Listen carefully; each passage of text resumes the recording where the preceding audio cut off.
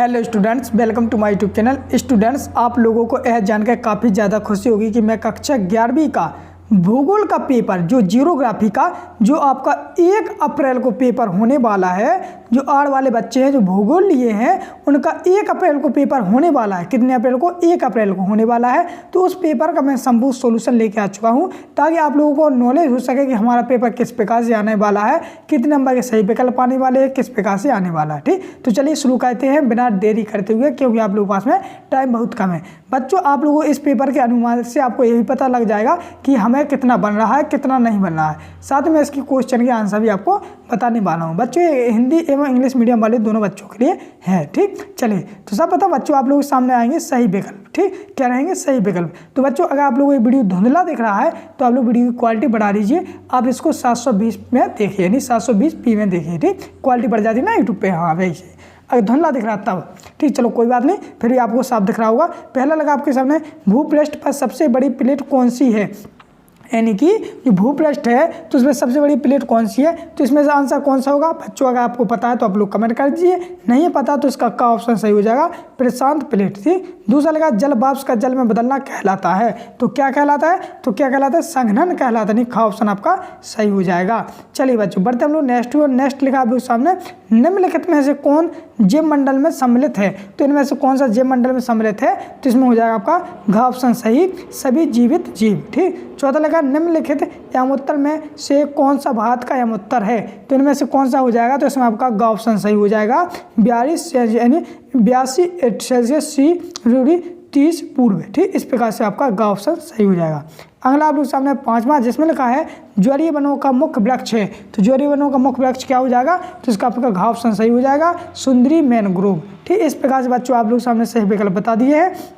बच्चों English medium वाले हैं तो वे इंग्लिश मीडियम वाले कर लेंगे। ठीक, चलिए अगला आप लोग सामने दूसरा वाला ऑप्शन, जिसमें लिखा है प्रश्न के बाद दूसरा, निम्नलिखित में रिक्त स्थानों की पूर्ति कीजिए।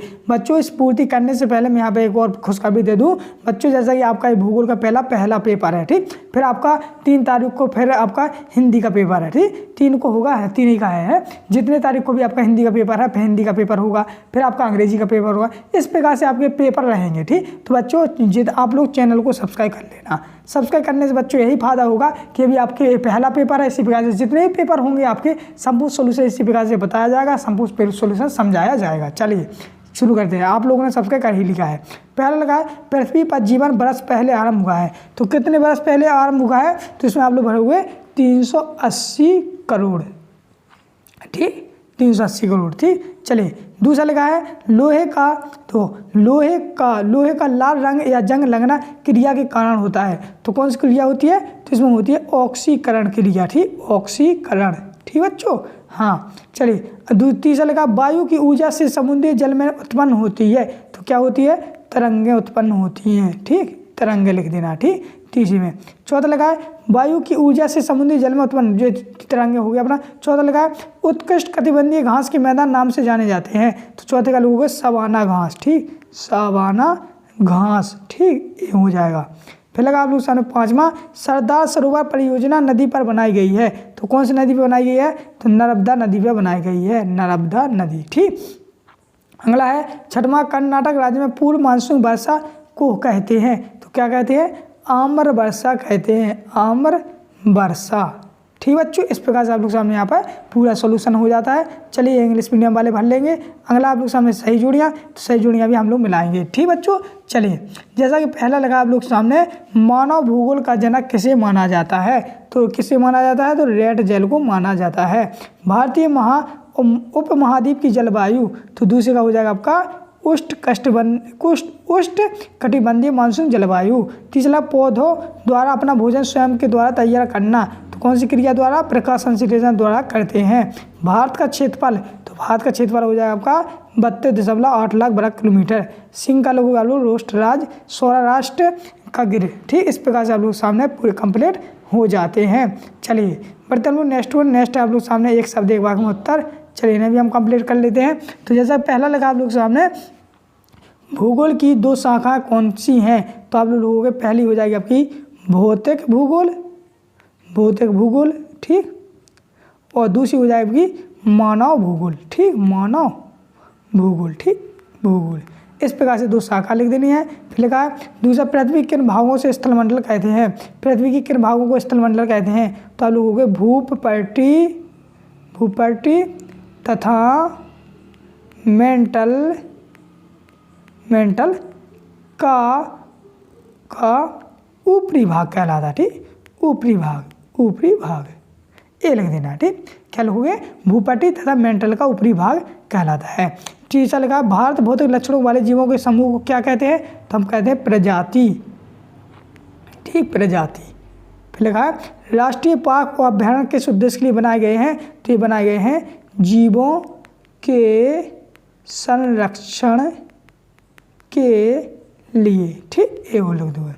फिर लिखा है भारत में फिर लगा 5वां लिखते हैं भारत के दक्षिण में कौन सा महासागर है? 5वां है भारत के दक्षिण में कौन सा महासागर है? तो हिंद महासागर है। हिंद महासागर लिख देना। ठीक, हिंद महासागर। 6वां हो जाएगा भारत में औसत वार्षिक वर्षा लगभग कितनी होती है? तो 125 सेंटीमीटर। ठीक, इस प्रकार से हो जाएगा। तो बच्चों इस प्रकार से आप लोग सामने एक शब्द एक वाक्य आंसर हो जाते हैं। ठीक बच्चों, चलिए बढ़ते हम लोग नेक्स्ट आप लोग सामने सतसत। चलिए इन्हें भी कर लेते हैं। तो पहला लगा है भूगोल विषय में केवल पृथ्वी का वर्णन किया जाता है, तो यह सत्य हो जाएगा। दूसरा, रूपांतर सीमा पर न तो पृथ्वी का निर्माण होता है और न ही विनाश होता है, तो ये आपका सत्य हो जाएगा।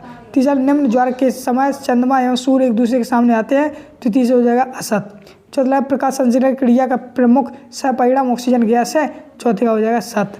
भारत विश्व के कुल स्थलीय धरातल का 2.4% भाग रखता है, तो ये हो जाएगा आपका सत्य। इस प्रकार से आप लोग सामने सत पूरे कंप्लीट हो जाते हैं। और 6वें वाले का बच्चों आप लोगों को कमेंट में बताना है। अगला लगा आप लोग सामने इंग्लिश मीडियम वालों के लिए। चलिए बच्चों, ये आ गए आप लोग सामने प्रश्न है, तो इन प्रश्नों को देख लीजिए। अच्छे प्रश्न के बाद 6वां ये 2-2 नंबर में है। कितने नंबर में? 2-2 नंबर में। तो बच्चों इन सभी को पहले आप प्रश्न देख लीजिए। चाहो तो आप लोग स्क्रीनशॉट ले सकते हो, चाहो तो लिख सकते हो। इन सभी के आंसर आप लोगों को सीख के ही जाना है। इन सभी के आंसर मैं बताऊँगा किस प्रकार से, जिस प्रकार से आप लोग देख सकते हो। कार्य सारे के सारे आपके वेरी मोस्ट इंपॉर्टेंट हैं। इन सभी को आपको पढ़ के जाना है। ये सारे के सारे बेस्ट इंपॉर्टेंट हैं, जो आपके वार्षिक परीक्षा के पेपर आपको देखने को मिलेगी। साथ ही आप लोगों को पता होगा कि आप लोगों ने कितना पढ़ा है, इसमें आप लोगों ने जितना पढ़ा है इससे फंस रहा है कि नहीं। जैसा कि आप लोग देख सकते हो 15 प्रश्न है। ठीक, तो बच्चों इस प्रकार से आप लोग सामने मैंने पूरे प्रश्न बता दिए हैं। साथ ही इन प्रश्नों के आंसर चाहते तो आप लोग डिस्क्रिप्शन में टेलीग्राम ग्रुप की लिंक दी है, वहाँ से भी डाउनलोड कर सकते हैं। या आप लोग इस पीडीएफ को डाउनलोड करना चाहते हो तो हमारी इस वीडियो के जरिए भी आप लोग इसे डाउनलोड कर सकते हैं। स्टूडेंट्स, इस पीडीएफ को डाउनलोड करने के लिए आप लोगों को गूगल ओपन करना है। गूगल ओपन करते ही आप लोग सामने इस प्रकार इंटरफेस आएगा। इंटरफेस आते ही आप लोगों को लिखना है स्टूडेंट नोट्स पेज। जैसे आप लोग स्टूडेंट नोट्स पेज लिखोगे तो आप लोग देख सकते हो सब आप लोग सामने यहाँ पर इस प्रकार से आ जाएगा। तो यहाँ पर जैसे आप लोग क्लिक करोगे, जैसे आप लोग यहाँ पर क्लिक करोगे तो क्लिक करते ही आप लोग सामने इस प्रकार से रिडायरेक्ट कर देगा। आप लोग सामने जिस वेबसाइट को आप लोग देख सकते हो, ये वाली आपकी वेबसाइट है। तो इस पर आप लोग क्लिक करना है। इस पर क्लिक करते ही आप लोग सामने एक नया इंटरफेस आएगा, जो आप लोग यहाँ पर देख सकते हो। आप लोग किसी प्रकार की पीडीएफ आप लोग डाउनलोड करना है, जैसे आप लोग देख सकते हो इस प्रकार से होम पेज हो जाता है। फिर आप लोग क्या एमपी बोर्ड की करनी है। ठीक, तो आप लोग देख सकते हो एमपी बोर्ड 9th 11th वाली, चाहे आप लोग कक्षा 9 वाले बच्चों, चाहे आप 11वीं वाले हो, आप लोग एमपी बोर्ड यहाँ पे आप लोग क्लिक कर देना। क्लिक करते ही आप लोग सामने इस प्रकार का इंटरफेस आएगा, जो आप लोग देख सकते हो। फिर आप लोग देख सकते हो यहाँ पर इस प्रकार से पूरे पीडीएफ दिए गए हैं। कक्षा 9 वाले के सारे पीडीएफ है, बाकायदा सेट बाय सेट। आप लोग इस पर क्लिक करना है। क्लिक करने के बाद आप लोग उसको 15 सेकंड बाद इसको डाउनलोड कर सकते हैं। यहाँ पर कक्षा 11 वाले हैं, 11 वालों के लिए साथ ही यहाँ पर वो अभी हिंदी कर लिया और भी डाल दे जाएंगे, आप लोग यहाँ से डाउनलोड कर सकते हैं। धन्यवाद।